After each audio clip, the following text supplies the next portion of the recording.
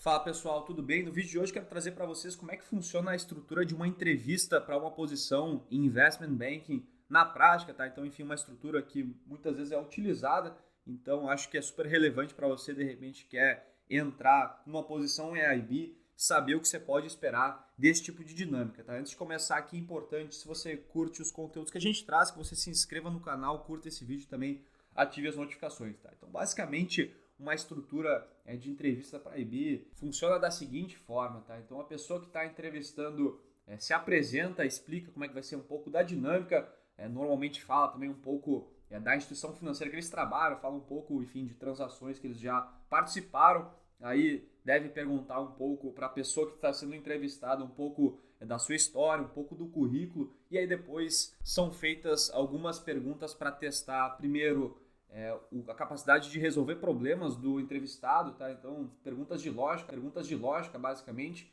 Depois são feitas algumas perguntas mais técnicas e, por fim, são feitas algumas perguntas comportamentais. Por fim, abre-se um espaço, de repente, para o entrevistado perguntar alguma coisa para o entrevistador. E aí, então, normalmente está encerrada a entrevista, tá? Então, aqui nesse vídeo eu quero concentrar no tipo de pergunta que você pode esperar, principalmente nas perguntas técnicas, tá? Então, assim, primeiro as perguntas de lógica, tá? Normalmente aqui o principal é você saber demonstrar o seu racional, tá? O que o pessoal quer testar aqui? O pessoal quer testar a sua capacidade de fazer premissas, tá? Então, um exemplo aqui do tipo de pergunta que eles poderiam fazer é o seguinte, tá? Tenta estimar aqui quantos cabeleireiros possuem, enfim, na cidade que a gente vive, tá? Então, aqui a resposta que você deve entregar deve ser, enfim, seja lá qual for a resposta, o importante é que você tenha uma premissa consistente por trás dessa resposta. Trago aqui um seguinte exemplo, sei lá, vamos supor aqui que 2 milhões de pessoas vivem nesse local que você está sendo entrevistado, tá? Então você assume, sei lá, cada uma dessas 2 milhões de pessoas recebe 4 cortes por ano em média, tá? O que dá um total de 8 milhões de cortes por ano. Então, se você assume que cada cabeleireiro trabalha 8 horas por dia, 5 dias por semana, multiplica isso por 50 semanas, você tem num ano, você chega num total de 2.000 horas de tempo de corte por ano por cada cabeleireiro, tá? Então, se você assume também que cada corte leva 1 hora, você chega aí, enfim, para atender os 8 milhões de cortes aí por ano que você estimou, levam 8 milhões de horas. Se você divide pelas 2.000 horas que cada um dos cabeleireiros trabalham, você chega à conclusão que é necessário 4.000 cabeleireiros na cidade para atender toda a demanda. Então, na minha visão, acho que esse é um excelente exemplo do tipo de pergunta que você pode receber na parte de lógica, certo? Com relação à parte técnica, acho que é algo também super importante, alguns exemplos de pergunta que acho que você pode receber, tá? Um exemplo é, o que é mais barato uma empresa emitir? Dívida ou equity? Por quê? Então, a resposta aqui é basicamente dívida, porque primeiro ela é paga antes do equity, tá? Então você já tem uma preferência na liquidação. Se uma empresa quebra, quem vai receber recurso antes vai ser o credor e não o acionista, tá? O acionista fica somente com aquilo que sobra. Obviamente o upside do acionista é maior, mas também o risco é maior. Logo, é mais barato para a empresa emitir dívida do que equity. Falando de dívida, outro tipo de pergunta que eu já vi sendo feita é a seguinte, tá? Os caras perguntam se uma empresa decide emitir dívida para recomprar ações, tá? O que acontece com o lucro por ação? Ele sobe ou ele cai? Então, aquela pergunta é um pouco...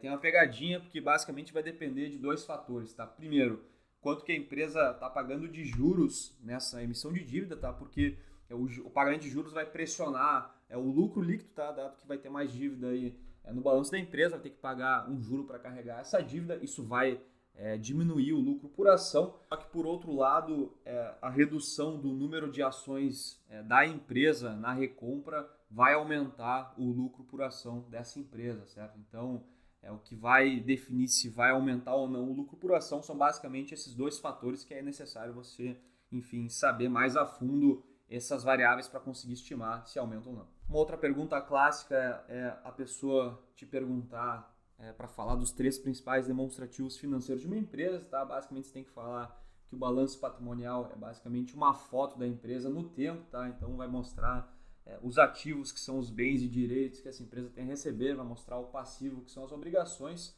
Então, basicamente, é uma foto, mostram variáveis estoques, que a gente chama. Aí você deve falar também do segundo demonstrativo, DRE, demonstrativo de resultado do exercício, que mostra em um período de tempo, tá? Então aqui é uma variável fluxo, mostra ao longo do tempo, sei lá, num trimestre, num ano, como é que foi a performance da empresa em termos de venda e custo, tá? E principalmente deixando claro, seguindo aqui o regime de competência, ou seja, você reconhece uma venda, reconhece um custo no momento que é feito a transferência do benefício ou risco econômico do produto ou serviço, tá? Diferentemente do demonstrativo de fluxo de caixa, que é o último demonstrativo, que aí realmente é reconhecido entrada e saída de caixa quando efetivamente acontece na empresa, tá? Então, enfim, outro ponto também super relevante você saber diferenciar regime de competência de regime de caixa. Outra pergunta comum eles perguntarem quais são as formas tradicionais de você fazer valuation de uma empresa, aí você tem que responder que existem basicamente 3 metodologias, tá? A primeira, você fazer um approach de múltiplos, tá? Ou seja, comparar múltiplo histórico da própria empresa com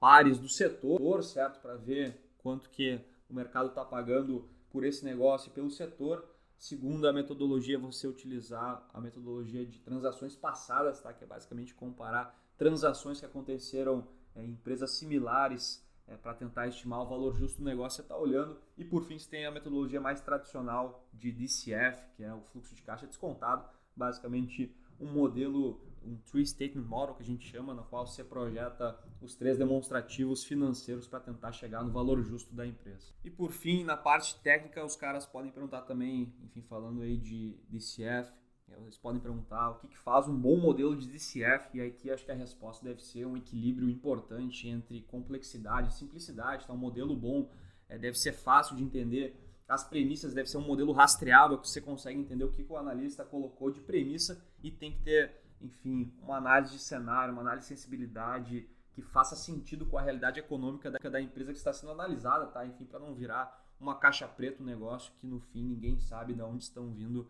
as premissas por trás daquele valuation. E aí por fim a gente chega nas perguntas mais comportamentais, aí aqui é um pouco mais difícil de prever, mas tipos de pergunta que eu acho que podem ser feitas aqui, a gente até fez um vídeo inteiro sobre isso, tá? Que é por quem trabalhar em investment banking, tá? Então eu vou até deixar aqui o card para você olhar esse vídeo se você ainda não viu, tá? Que acho que explica bem detalhadamente por que você pode justificar a escolha em IB. Outros exemplos de pergunta que podem vir aqui, quais são suas principais fraquezas, seja na vida pessoal, seja no trabalho, traga aqui algum tipo de exemplo de algum momento de liderança que você já teve em alguma experiência passada, alguma experiência de repente também frustrante, uma experiência de sucesso. Na minha visão, os 3 principais pontos que você tem que transmitir nas suas respostas aqui comportamentais primeiro, que você é de certa forma inteligente e tem hábito de pessoas inteligentes, ou seja, você faz muita leitura, está sempre buscando se desenvolver.